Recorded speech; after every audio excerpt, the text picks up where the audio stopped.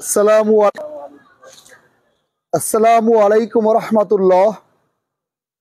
সম্মানিত দর্শক, খুব গুরুত্বপূর্ণ একটি বিষয় নিয়ে কথা বলতে হচ্ছে। আমরা দেখতে পাচ্ছি বাংলাদেশ একটি অকার্যকর রাষ্ট্র ব্যবস্থার মধ্যে চলে যাচ্ছে বলে মনে হয়। বাংলাদেশের বিপ্লব ব্যর্থ হতে পারে বলে মনে হচ্ছে। এই যে বাংলাদেশের বিপ্লব কেন ব্যর্থ হতে পারে, কোন যুক্তির ভিত্তিতে ব্যর্থ হতে পারে, কেন অকার্যকর রাষ্ট্রের দিকে যাচ্ছে, সেই ব্যাপারে ডক্টর ইউনূস স্যারের উচিত হচ্ছে এই মুহূর্তে পদক্ষেপ নেওয়া, এবং যেটা না করলে সত্যিই আমাদের বিপ্লব ব্যর্থ হতে পারে, ছাত্র জনতার গণ অভ্যুত্থানে রক্তের সাথে বেইমানি হতে পারে এবং এই দেশ অকার্যকর রাষ্ট্র ব্যবস্থায় চলে যেতে পারে। কি করণীয় ডক্টর ইউনূস স্যারের, সেটা আমি যৌক্তিক ব্যাখ্যা সহ বলবো ইনশাআল্লাহ।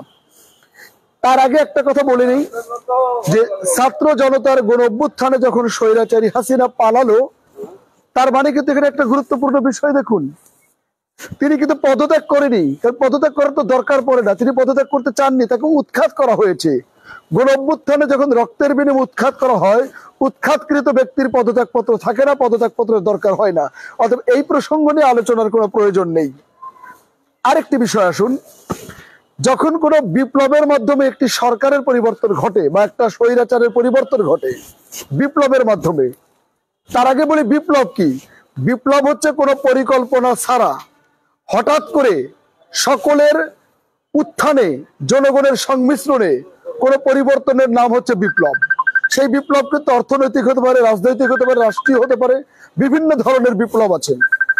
এবার তাহলে শুনুন, আমাদের এই দেশটা যখন ছাত্র জনতার গণ অভ্যুত্থানে বিপ্লব ঘটলো, তখন অন্তর্বর্তীকালীন সরকার যে গঠিত হয়েছে, এই গঠন হওয়াটা নিঃসন্দেহে একটা ভুল পদ্ধতি, ভুল প্রক্রিয়া, এবং এই ভুল প্রক্রিয়ার মাসুল বাংলাদেশ দিচ্ছে। কেন জানি না, বাংলাদেশের এত এত এত নাকি বুদ্ধিজীবী, তাদের বুদ্ধি কোথায় গেল যে তারা অন্তর্বর্তীকালীন সরকার কেন গঠন করলো, আমার মাথায় আসে না। একটা বিপ্লব যখন ঘটে তখন হওয়া উচিত হচ্ছে বিপ্লবী সরকার। অন্তর্বর্তীকালীন সরকার হবে কেন? সরকার হবে বিপ্লবী সরকার। যখন বিপ্লবী সরকার হবে, হ্যাঁ, এখানে কেউ কেউ বলতে পারে, কোন কোন বুদ্ধিজীবী বলতে পারে যে আমাদের 1971 থেকে এই যে 53-54 বছরের বাংলাদেশ, এই 54 বছরের বাংলাদেশের যে সংবিধান আছে, এই সংবিধানের সাংবিধানিক ধারাবাহিকতায়, এই ধারাবাহিকতা রক্ষার ক্ষেত্রে অন্তর্বর্তীকালীন সরকার। আমার কথা হলো যে বাংলাদেশ সুপ্রিম কোর্ট থেকে শুরু করে বাংলাদেশের সমস্ত বিচারালয় গিয়ে জিজ্ঞেস করুন যে বিপ্লব যখন হয় তখন পেছনের সংবিধানের গুরুত্ব আর থাকে না। বিপ্লবী সরকার গঠন করলে আর সাংবিধানিক ধারাবাহিকতার দরকার ছিল না। তাহলে বিপ্লবী সরকার গঠন করলে কি হতো? বিপ্লবী সরকার গঠন করলে পেছনের কোনো সংবিধান থাকতো না, নতুন করে সংবিধান জনগণের আকাঙ্ক্ষার প্রতীক হিসেবে করা যেত। এরপরে বিপ্লবী সরকার গঠন করলে মুজিববাদী যে সংবিধান, সেই সংবিধানের বিলুপ্তি ঘটে 24-এর ছাত্র জনতার গণ অভ্যুত্থানের এবং বাংলাদেশের 18 কোটি জনতার হৃদয়ের সংবিধান হতে পারত যদি বিপ্লবী সরকার করা হতো। তাহলে এই বিপ্লবী সরকার না করাটা একটা ভুল সিদ্ধান্ত হয়েছে, অন্তর্বর্তীকালীন সরকারটা একটা ভুল প্রক্রিয়া হয়েছে, এবং এই দেশ একটি বিপ্লব ব্যর্থ হওয়ার পথে আছে। এখন এই বিপ্লব ব্যর্থ কারা করছে বলে মনে হয়? দেখুন, অন্তর্বর্তীকালীন সরকারে যেই উপদেষ্টারা আছে, এই উপদেষ্টাদের সাথে ছাত্র জনতার গণ অভ্যুত্থানের সম্পর্কের পরিমাণ খুব কম। উপদেষ্টার হাতে গোনা অল্প জনের, বাকি যারা, তাদের কারো সাথে ছাত্র জনতার গণ অভ্যুত্থানের কোনো প্রকারের সম্পর্ক নেই।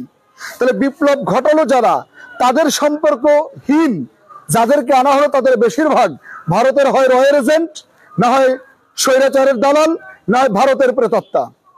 বেশিরভাগ উপদেষ্টার অবস্থা এই কারণে এই বিপ্লবী সরকার গঠন না হয়ে অন্তর্বর্তীকালীন সরকার ব্যর্থ হতে যাচ্ছে বলে ধরে নেওয়া যায়। আচ্ছা, এখন করণীয় কি? তাহলে করণীয় হচ্ছে এই ভুল সংশোধনের একটাই পথ আমার কাছে মনে হয়। এই মুহূর্তে অন্তর্বর্তীকালীন সরকার ডক্টর ইউনূস স্যারের উচিত হলো যে উপদেষ্টা মণ্ডলী থেকে যাদের সাথে গণ অভ্যুত্থানের সম্পর্ক নেই তাদেরকে বাদ দিয়ে পরিচ্ছন্ন উপদেষ্টাদেরকে রেখে বিপ্লবের সাথে, গণ অভ্যুত্থানের সাথে যে রাজনৈতিক দলের সম্পর্ক, যে ব্যক্তিদের সম্পর্ক, যে ছাত্র জনতার সম্পর্ক, তাদেরকে বেছে বেছে উপদেষ্টা এনে উপদেষ্টা পরিষদ কমপক্ষে 50 জনে বাড়িয়ে নেওয়া। এবং আবার বলছি, যেই দলগুলোর ভূমিকা ছিল, যেই ছাত্রদের ভূমিকা ছিল, যেই বৈষম্য বিরোধী আন্দোলনের ভূমিকা ছিল, সেই বিপ্লবী চেতনার মানুষগুলোকে নিয়ে, ছাত্রদেরকে নিয়ে 50 ঊর্ধ্ব সদস্যের উপদেষ্টা মন্ডলী করে এটাকে জাতীয় সরকারের রূপ দেওয়া। জাতীয় সরকারের রূপ দিলে কি হচ্ছে, আগামী 2-3 বছর আর নির্বাচনের প্রশ্নই আসবে না। কাঙ্ক্ষিত মানের উপদেষ্টার জাতীয় সরকার হলে আমরা ধরে ধরে ধরে নির্বাচন করতে পারবো।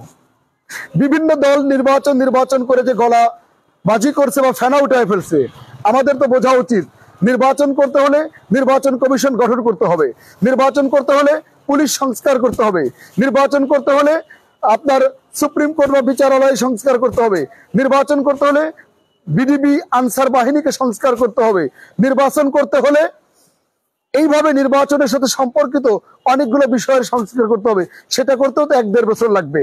অর্থাৎ এই জাতি, এই ছাত্র জনতা নির্বাচনের জন্য রক্ত দেয়নি, তারা রক্ত দিয়েছে এই দেশকে বিনির্মাণের জন্য। আমরা কাঙ্ক্ষিত মানের একটা সংস্কার না দেখা পর্যন্ত নির্বাচন হওয়াটাকে যৌক্তিক মনে করি না। আমরা মনে করি অন্তর্বর্তীকালীন সরকারের উচিত এই মুহূর্তে এটাকে জাতীয় সরকারের রূপ দেওয়া এবং বিপ্লবী চেতনার সাথে যাদের সম্পর্ক তাদেরকে নিয়ে উপদেষ্টা পরিষদ 50 ঊর্ধ্ব করে ফেলা। এর বাইরে ব্যত্যয় ঘটলে এই ডক্টর ইউনূসের অন্তর্বর্তীকালীন সরকার ব্যর্থ হতে পারে বলে মনে করা যেতে পারে।